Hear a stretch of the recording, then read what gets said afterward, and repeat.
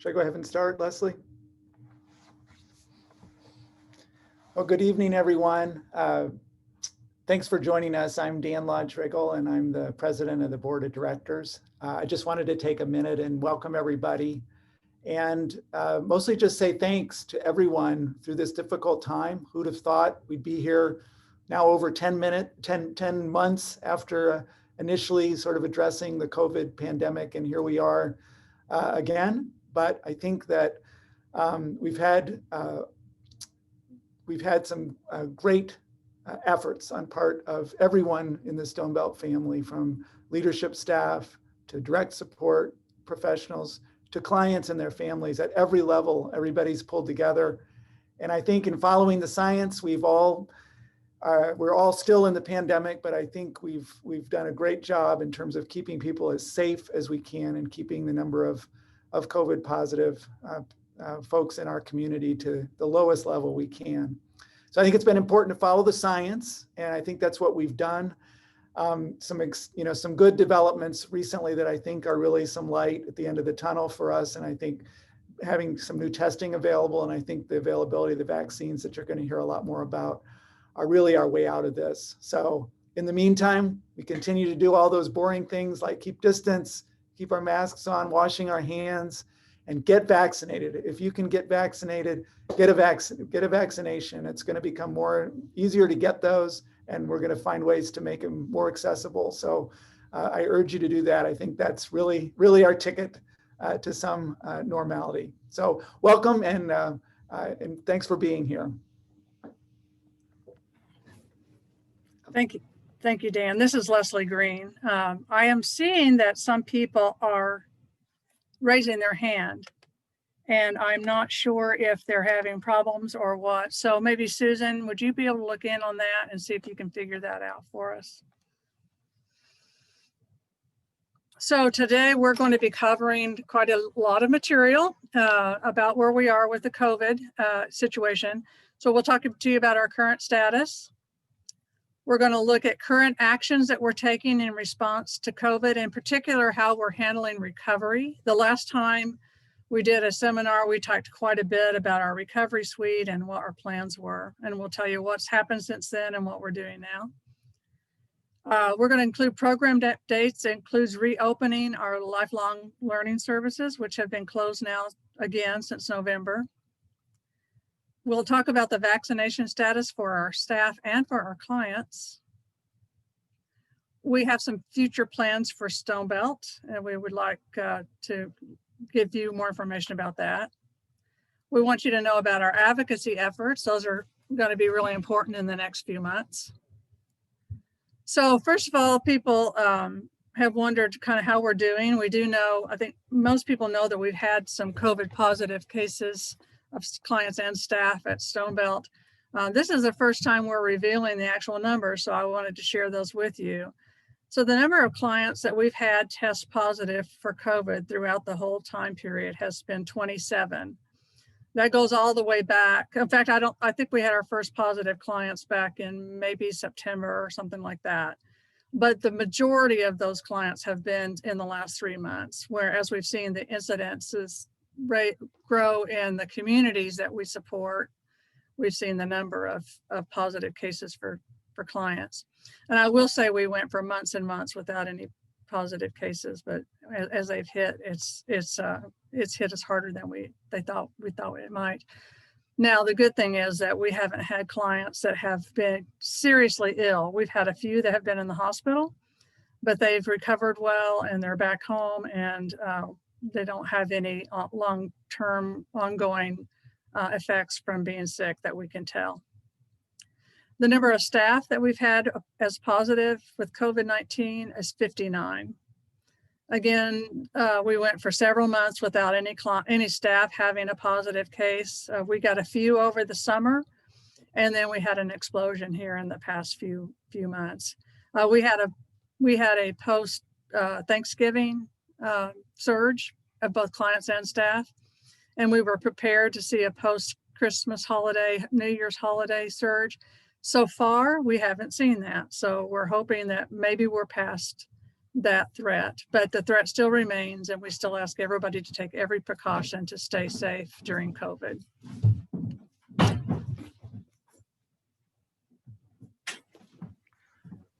So when someone has symptoms, we try to get them a test as soon as possible.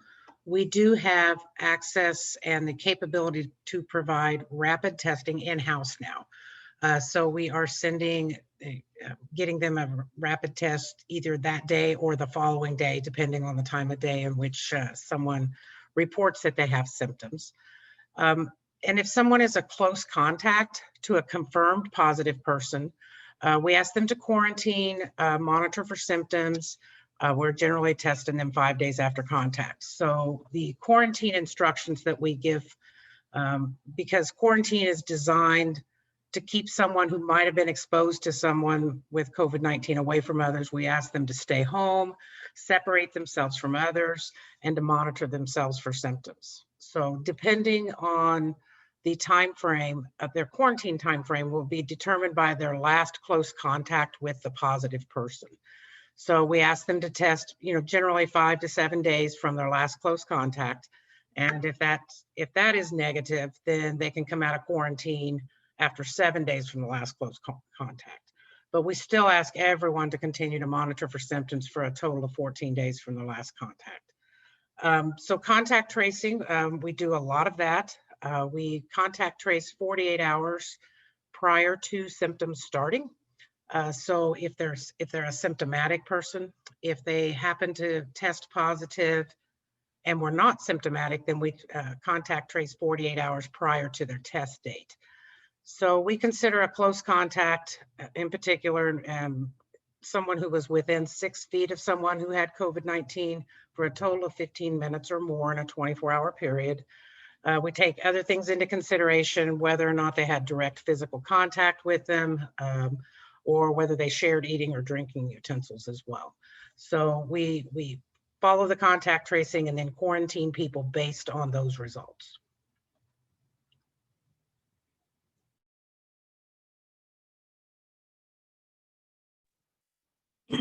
Hi, everyone.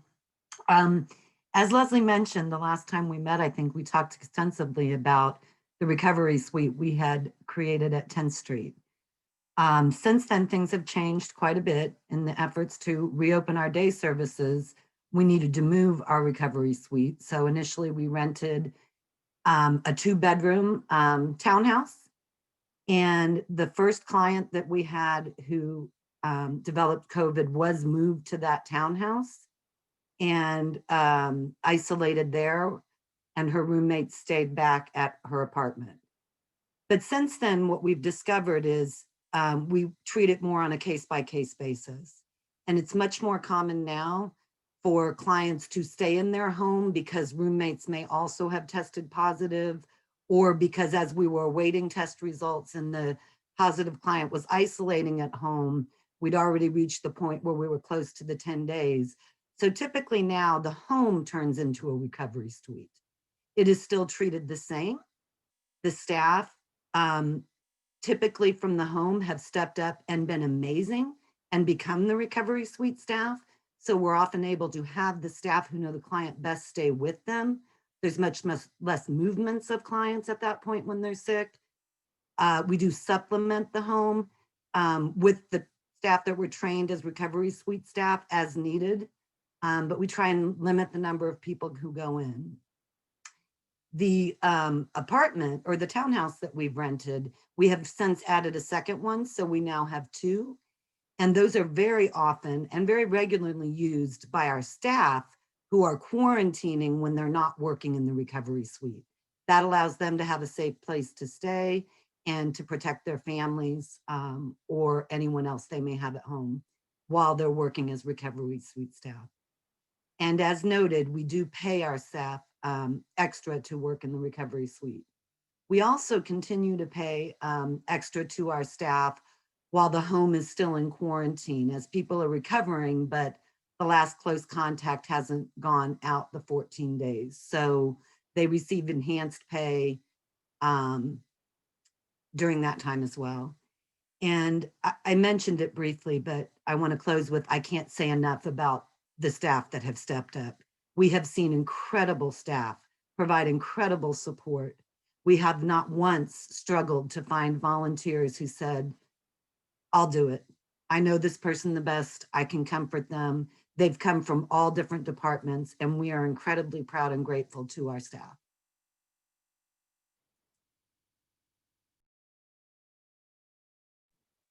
Thank you, Susan and Bitta. So I wanted to talk a little bit about how COVID has impacted our operations. And believe it or not, there are some positive things we've taken out of the experience, but I'll talk about the negative things first. So, of course, we have had to close and curtail programs. The biggest casualty of this has been the lifelong learning program. I know some of you online are still waiting for your chance for yourself or your loved one to come back to lifelong learning. And believe me, that's what we want too. We've just had to kind of take it as we can in accordance with CDC guidelines and everything else. Other programs have been curtailed. We haven't been able to meet face-to-face and the kinds of things that we're used to doing. Our staffing crisis has worsened through this. We have, as you are aware, we all have often had staffing limitations and staffing shortages. But when you have people that have to be out for 14 days or they've had exposure or you're waiting for a test or all of these things that are happening, and then a lot of times staff are interacting with each other on the job or outside of the job. And so there may be multiple cases of direct contact. And so we've seen this whole staffing situation get much worse through this. And then the other factor is we can't really cross staff over as much between programs or between sites. So that has hurt and has made us have to just keep people in one site more, and that stretches us thinner. There's been a lot of mental health issues and stress related to this for everybody. People get pretty worn out because they're trying to do so much and cover so much and keep people safe and make it good for the people we support and for each other. But it has its stress. And then the people we support are also stressed out because they're not able to get out and do what they want to do and be as lively as they have been in their past. So we deal a lot with that. So that whole thing of lack of community access for our clients, they're used to getting out and going places and being involved in bowling and being involved in shopping and working and all of those things. And they've had to cut back on those, if not some of them totally eliminate those things in their life. So we thought this was going to be a 2 or 3 month, maybe at the worst. Here we are going on 10 months, 11 months, and still see some more of this in our future.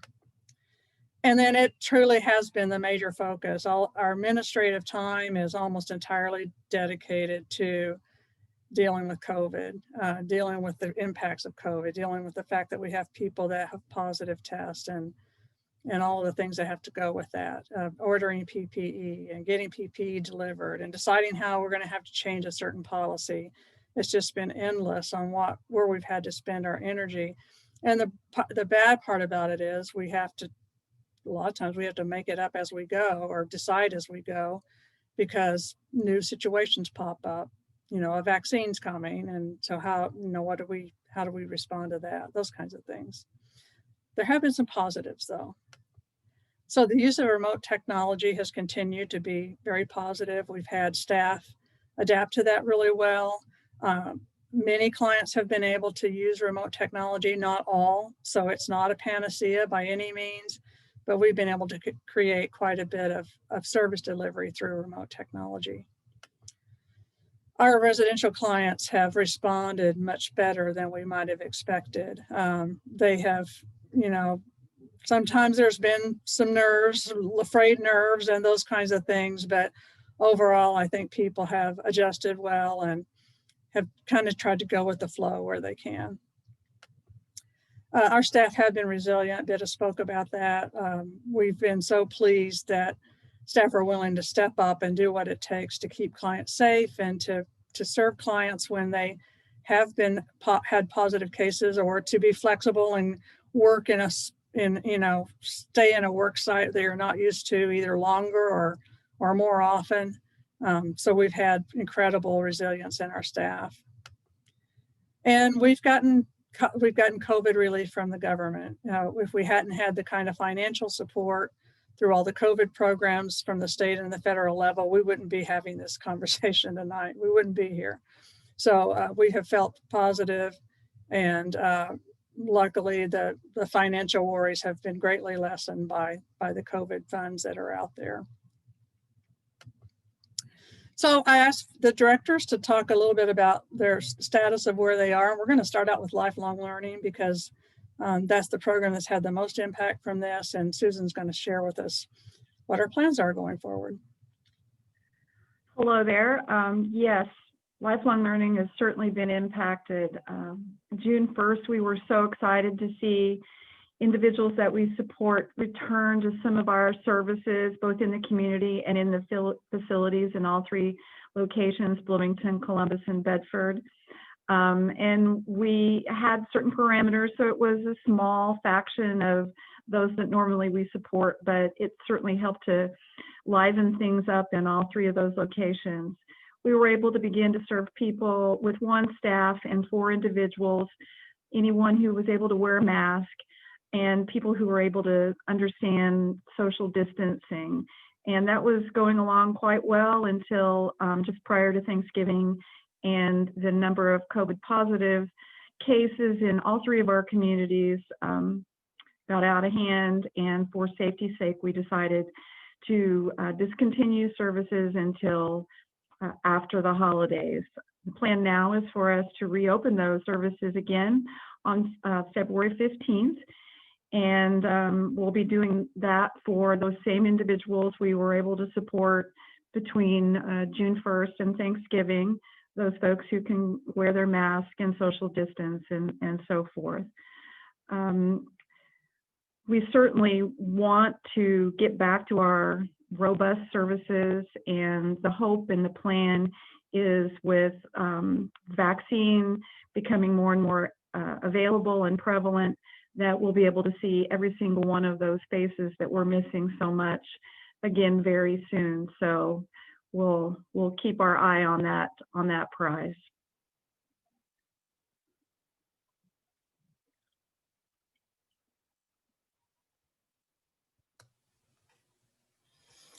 Hello, I'm Tanya Vanderveer. I'm the Director of Manufacturing. Very proud to be down here doing all the things that we do.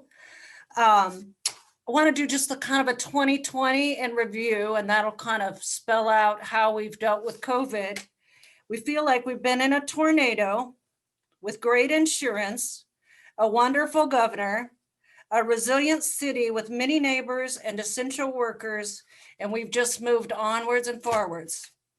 Our initial response in March was, oh my goodness, how are we going to do this? Because as you know, our contracts just kept on going and we still had expectations to get there. Survival kicked in and our staff produced. We got immediate approval to deploy staff from across the agency, whoever needed to be deployed, and everything else that was going on. And near the end of April, we finally got permission and our leadership approved for our essential client workers to come back. It's been quite a journey. It still is quite a journey with 6 feet, masks, no vending. You can imagine what that's like. No microwaves, no getting their own parts, no hugs, no cross-contamination. And our repeated question from clients every day is, how long do we have to do this? Even all these months later. We in Bloomington brought back at this time 35 full-time equivalents, and prior to this time we had 48. So pre-COVID, it ended up being those 72 clients in Bloomington. We now have brought back 46. In Bedford, you probably all know we still have an imposed closure due to the things that Susan was talking about. We have 16 full-time equivalents if those folks do return. We have just a skeleton crew down there right now. The highlights of our year is that We've had our highest production ever in July, which is very, very hard to believe. That's Bloomington and Bedford combined. And we ended our year at over 6 million products between both places. Our challenges continue to be space. We are spread out about as far as we can spread with 6 feet. And so Bloomington is at capacity. Bedford still has room, but we're still very, very spread out. One of the things I've committed to in keeping this going when everyone else is closing is that we would stay spread as far as we could, well beyond 6 feet. I'd just like to say thank you to all of our essential workers. That's both staff and to clients that's made this work. Everyone from other departments that's come in and deployed, our leadership who I advocate every time I talk to them and they're talking about closure to please keep us open. We're 6 feet, we're trying to do all the right things. And the support of course, our former director, Karen Freeman. So that's our year in review, and cheers to 2021. Hi, everyone. Beta Deweese.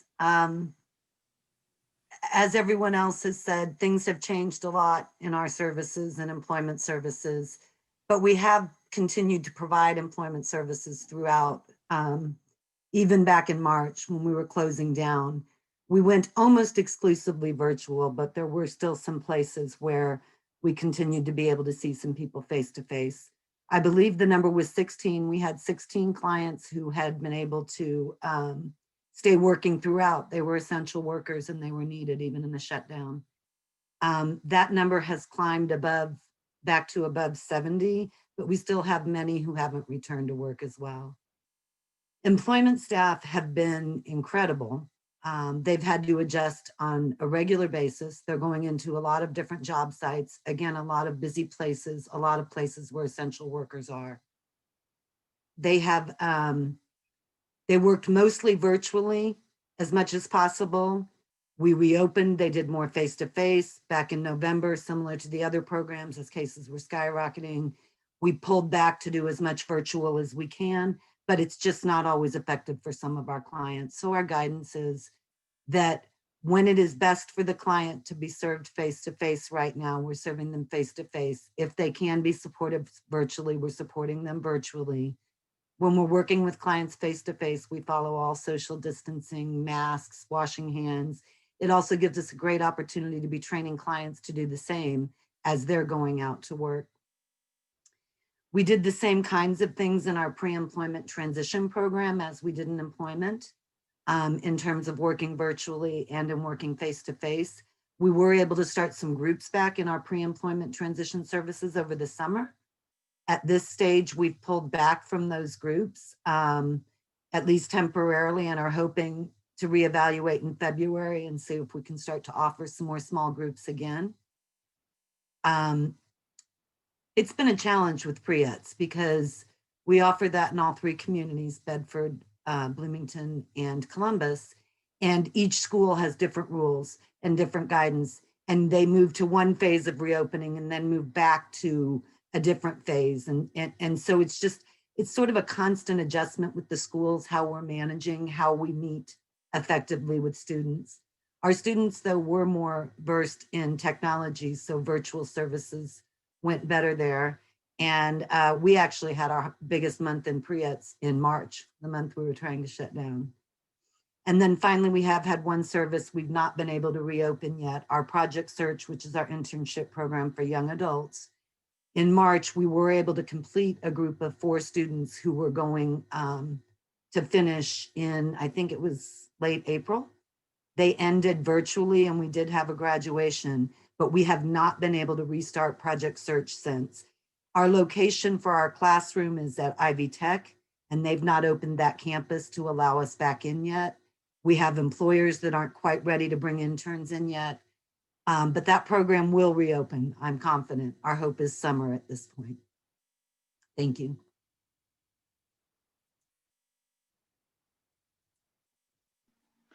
Good evening, everybody. This is Julie Miller with Milestones. And first of all, thank you for joining us this evening and kind of listening to all of our updates. And it's good to talk to people, even if it is via the computer as we are now. But So things at Milestones remain very busy.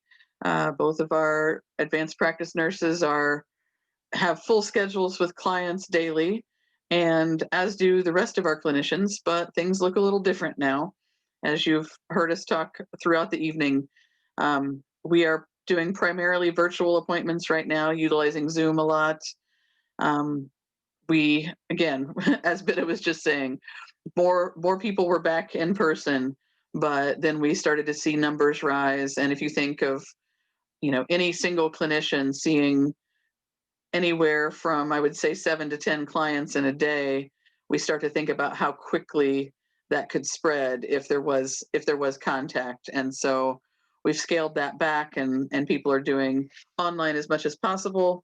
I will say, with the vaccines and people getting ready to get hopefully a second vaccine soon, we'll be able to kind of make that shift to go back into more face-to-face appointments. As we all know, it's just not quite the same when you're talking through a screen versus being able to talk in person. But we have, continued. We've had lost a couple of staff over time, just as people have moved on to different jobs, left the state, but we have recently hired 2 new behavior clinicians. So we're excited about that. Excited for them to join the team. And we've had a couple of new skills clinicians as well. So we will continue to look at growth in those services as we can.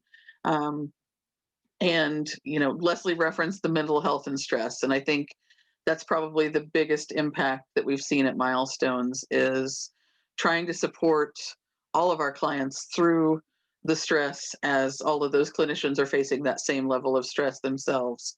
So, finding new and different ways that we can try to explain this pandemic to people that maybe don't have the same understanding that some of us do, and explaining why their lives look different on a day-to-day basis. So again, we look forward to more in-person contact as the weeks pass, and that will be our goal, is to continue to get more clients on the schedule as things move forward.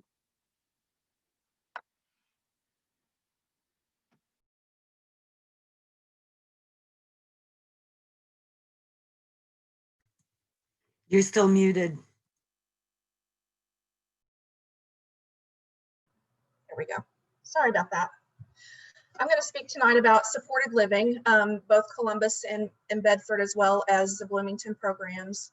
While the mission and principles of our programs have remained the same, both the clients and staff in our programs have had to learn new ways of preparing, empowering, and supporting people to be active and involved in their communities as much as they can. One thing that's very apparent in all of our programs is that we have a lot of dedicated and caring people who are helping clients find new ways to continue to live and work. Examples of that include helping people to create new or different holiday traditions as they celebrated holidays in their homes instead of with their families or with friends. We've supported clients with medical and therapeutic appointments in different ways, both in person and virtually. We've been supporting clients and their teams to meet either virtually or in person in a safe way. We're supporting clients who are still working in various settings to help keep themselves and others safe while they're at work, and to maintain success in their jobs. We supported clients with some of the losses they've experienced with the closure of group services.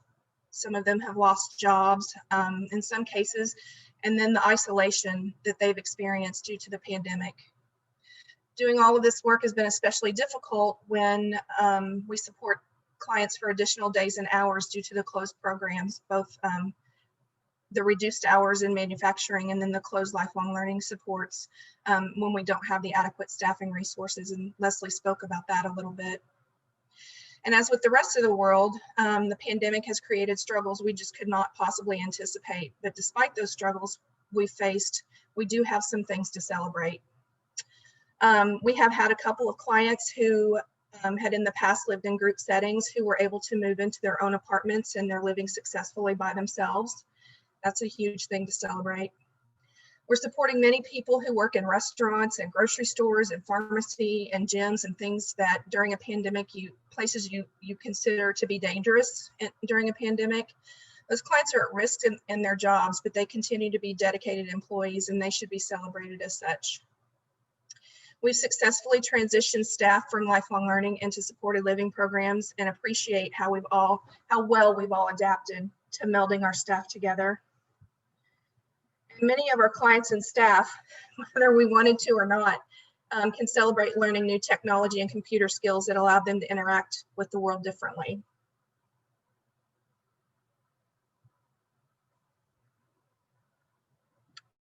I'll turn it over to you, Brian.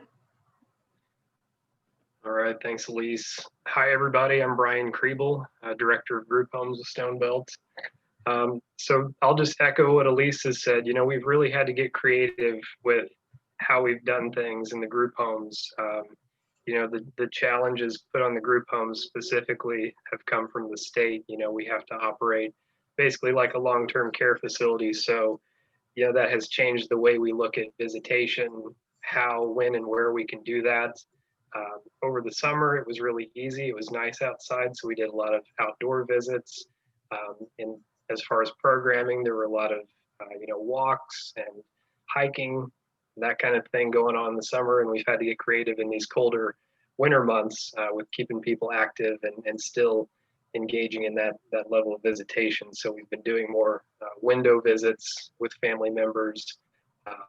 We have had a couple families take advantage of our spaces at 10th Street, you know, kind of booking that as a meeting place for families to get together, especially around the holidays. We did that a little bit.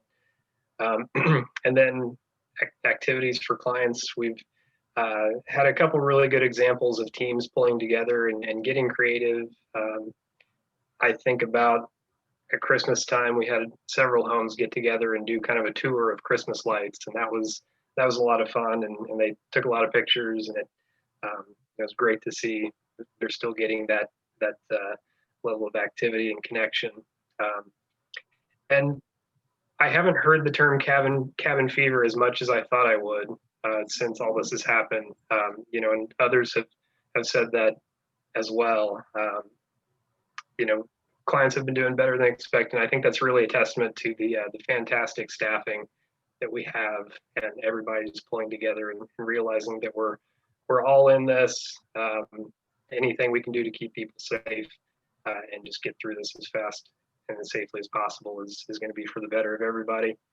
A couple other things that we've had to, again, get creative with is just the way we transport people safely. So we've been fortunate enough to have access to enhanced personal protective equipment, you know, masks, KN95 masks. So we've encouraged staff to wear those while transporting clients. And that's just opened up, you know, more opportunities for folks to still access the community, but in a safe way. Another note on dining, we've had to, again, because of our state regulations, continue with our you know, goal training around dining plans and whatnot, but we've had to do it in a safe way. So we've spaced the tables out. We've added tables so that folks can still all eat, you know, in the same room, but at a safe distance from each other. So we're looking forward to getting our folks vaccinated, and I've heard a lot of positive comments and excitement around that from our program. So we are just staying tuned for more information on that and looking ahead. I was remiss in introducing some of our team. Things have changed a bit since the last time we came online with a presentation. Tanya Vanderveer took the position of Director of Manufacturing when Karen Freeman retired from that position. Julie Miller advanced into the Milestones Director position, and then Brian came on board as our SGL Director. So you've now heard from all of them, and I should have said that ahead of time. But we have a very, very strong program team who've worked very, very hard to make sure that our clients continue to get appropriate services and that those staff have what they need as much as we can. So thank you to that team. All right, vaccinations. We've been talking about that, and sure enough, they are happening. So our staff who provide what's called face-to-face contact with clients are considered in the 1A priority group and receive the vaccine because of that they're providing those services in a congregate setting. And in a congregate setting, by the state's definition, is 2 or more people. So that is the vast majority of our staff that provides supports to groups of people. Now, our staff that are in more administrative roles, they have not started receiving the vaccine yet. We're monitoring that. And as we do open programs, it will become more necessary because our staff that are even in administrative roles will have more direct face contact with clients. So those individuals will be coming up too, as much as we can. We had some plans to go ahead and start doing that, and then the state opened up to age groups. And so it's kind of slowed things down a bit, but we'll continue to move forward with getting everybody vaccinated. So we did start telling our staff on December 31st that they could go over. We sent the ones who were eligible an invitation link, and they started going on and getting their vaccines. To date, we've had 157 staff who have told us they've received their first shot. We anticipate that there's quite a few people that have scheduled shots, but we don't know it yet because we know it when they turn in their card, when they actually go to their appointment and get their shot.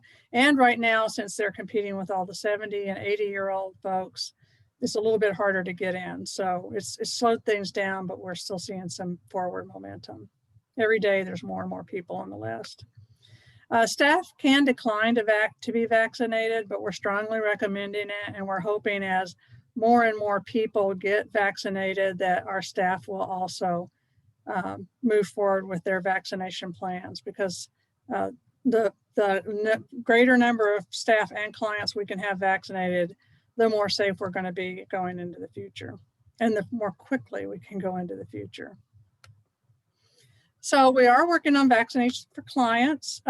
People that live in congregate settings of 2 or more that live together are considered in the 1B priority, which is just a little bit off from the 1A priority. And we were awaiting information for when we might start being able to send our clients through that system. And then again, when the 70 and 80-year-old windows opened up, we saw a slowing down of that whole process. But we do have clients right now over 70 who are registering to get their vaccines.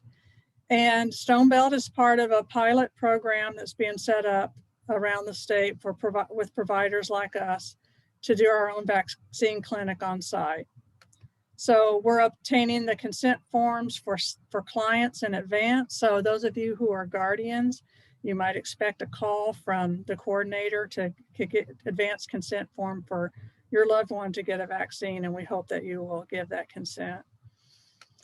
And then the state is talking right now about people in the congregate settings, but they also know that we have a lot of folks that still live at home with family members, and they want to be able to move to that group, but we don't have any firm date of when that might happen.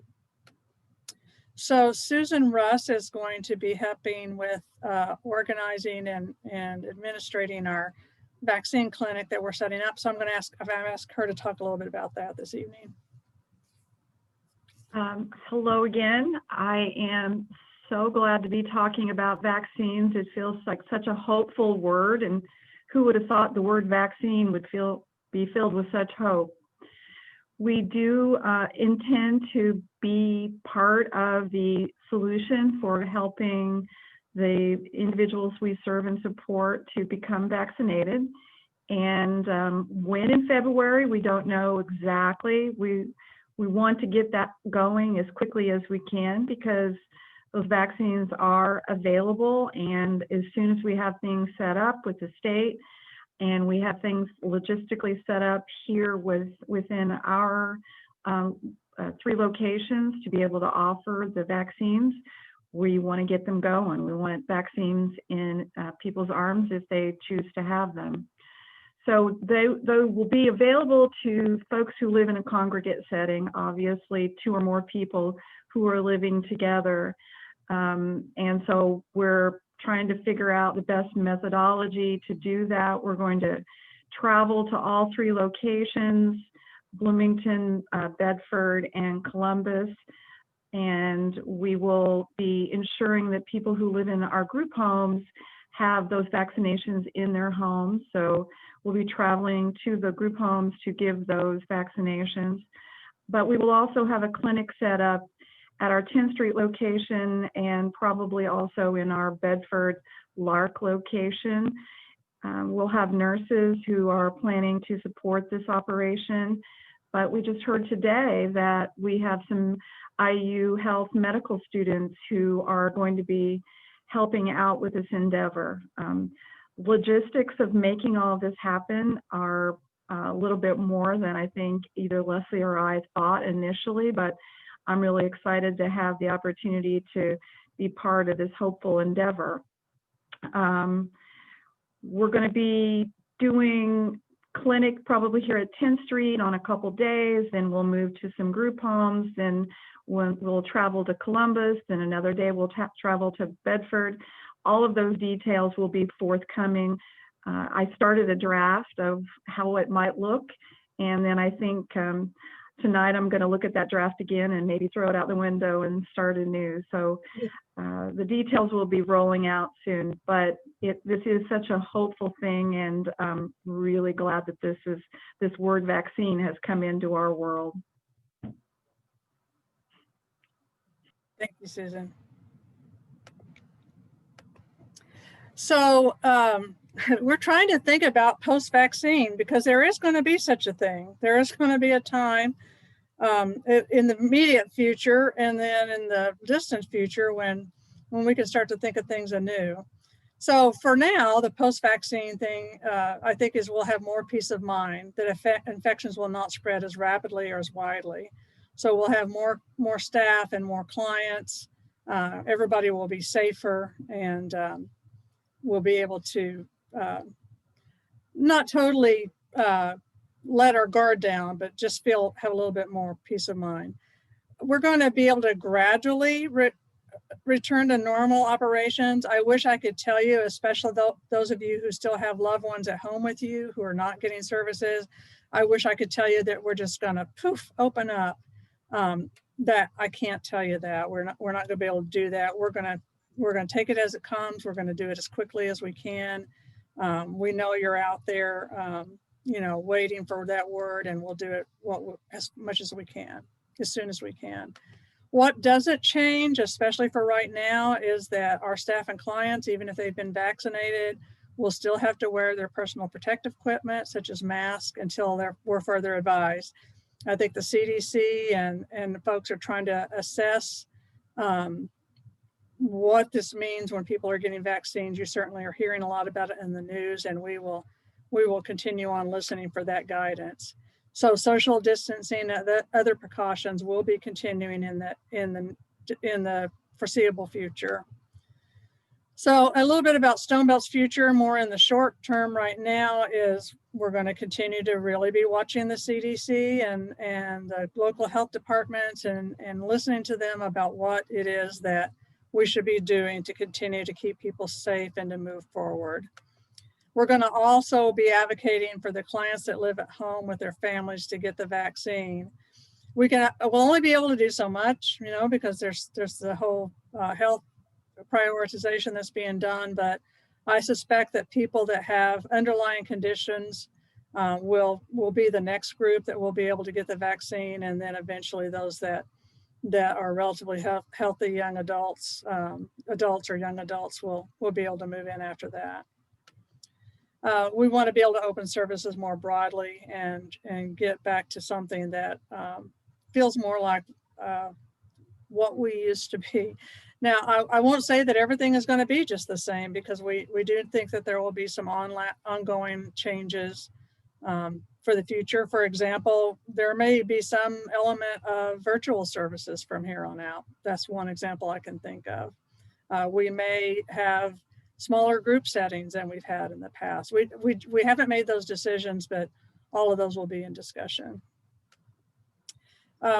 The other thing we have to do is maintain financial stability. So I told you that we were able to get some of the government funds that really helped us stay stable during this time. Those funds have to last us here on out. We are not in this we are not in the current listing of organizations that can get the funds that were just approved a couple of weeks ago, and we don't hear of anything in the upcoming new funding in the future that's going to help us. So the way we're going to get financial stability is to be really careful and to start bringing our services back into place. We do need your voices. Right now, the Indiana General Assembly is meeting at the state. It's a very strange year in Indianapolis because they can't all meet in a room. And in fact, this week, on account of security threats, they're not meeting at all. But they are determining the state budget that's going to impact us through July of 2023. So a long time. So we need our voices there. We need you to be telling state legislators that they have to maintain the current services we have, that these are vital lifeline services. We cannot undertake a cut in funding. Furthermore, we need you to advocate for DSP wages increases. Our DSPs, as you know, we don't have enough of them, and they're certainly not paid for the work that they do. They're not paid well enough for the work they do. And we will continue to beat the drum on that and to advocate that they get increased wages. That is not out of the running for this year, even though the state of Indiana is looking very, very, carefully at what they can do budget-wise in the coming year because of all the COVID impact on the budget. We still are not out. We're not out of the ability to perhaps get something this year, and we need you to let people know. So I'm going to ask you all to go to our stonebelt.org advocacy page and click on the advocacy link. Go to stonebelt.org, click on the advocacy link, and there is a place there where you can find out who your legislators are. Or if you already know, please do write them and tell them how important it is that we maintain our services for people with disabilities, and that DSPs are paid a wage commensurate with the important work that they do. So we're asking all of you to stay engaged with that and keep that message going out.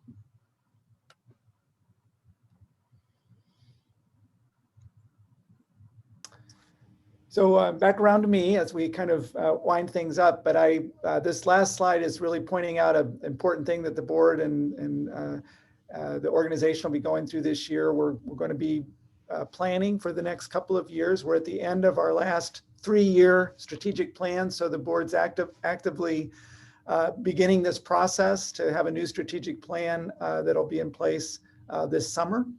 And we really want to get as much input from everyone in the Stone Belt community as possible. So there's going to be an online survey that will be available. The way that you can access it is that after this webinar, at some point you'll get an email that'll provide a link where you can go in and give us your input, your thoughts for things that we can be thinking about and putting this new plan together. So please take time to do that. We really want to hear from everybody, as many people as possible, and make sure that everybody's voice is heard. So thank you. Yeah, thank you, Dan. All right, so I saw that we had some questions come in, and that now is a time when, if you would like to, you can give us a question.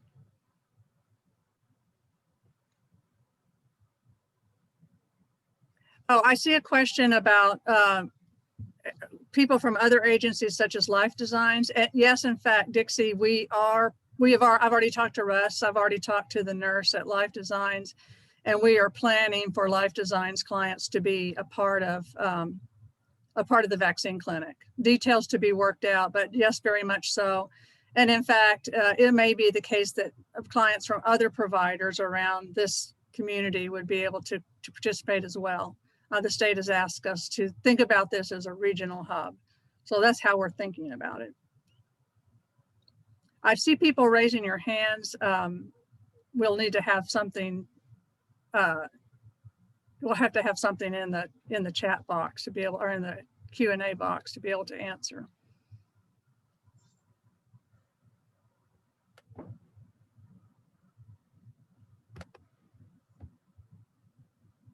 Do we have other questions?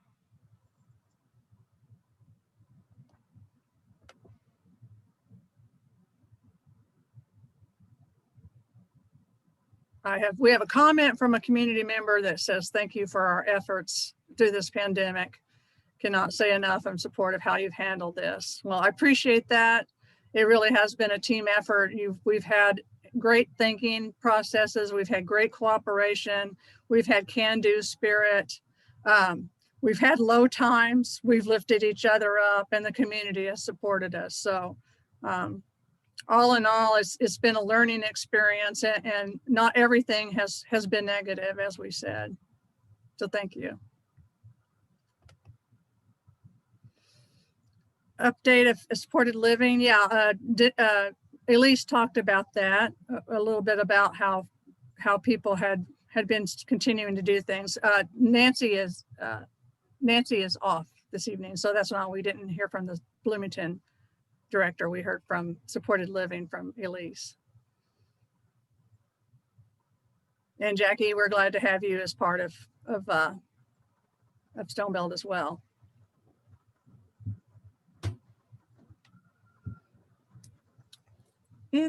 Another question coming in, let me see. So we've had a client, so one person made a comment to say that helping people through their emotionally through this has been challenging. Yeah, it's true. We want to be able to do that, and if you know of someone that has particular needs, if you'll let us know that, we will certainly work with our behavior clinicians and with the team to make sure that those individuals get the support that they need.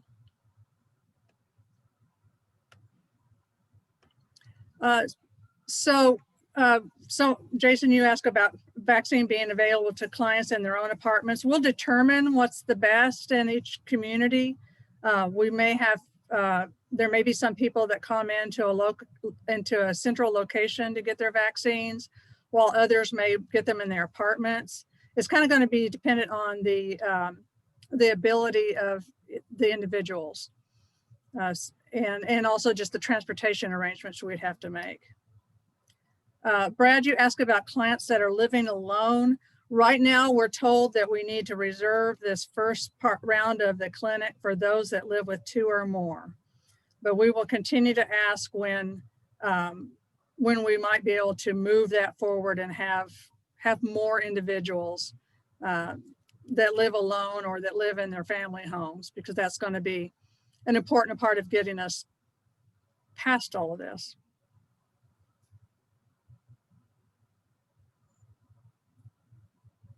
Any other questions this evening?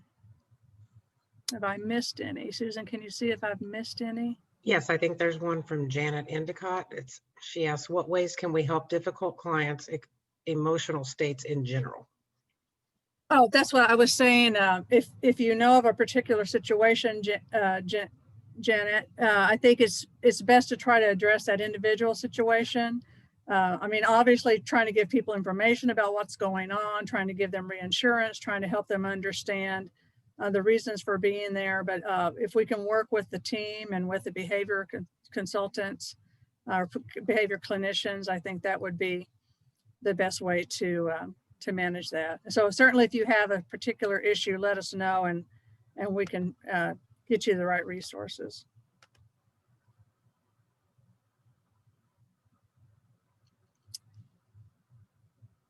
Okay, well, we appreciate you all being here. We had about 42 people, I think, at the height of the evening, and so obviously a lot of people very interested in hearing this information. Hopefully it's been helpful to you. I don't think we're certainly out of the woods yet by any stretch, but I think we have we've made a lot of progress, and we're getting to closer to the end of this than the beginning.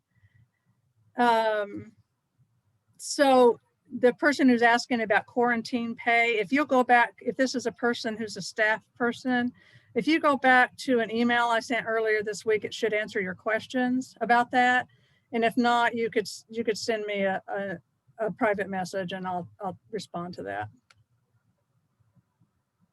So, all right. Thank you again for being here, and thank you to my panelists for being a part of this evening. We have found that it's a good way of getting in touch with you in these times when we can't all be together. And in fact, we'll probably continue something like this post COVID. Brad, I'll talk to you separately about this. All right. So everybody have a good evening.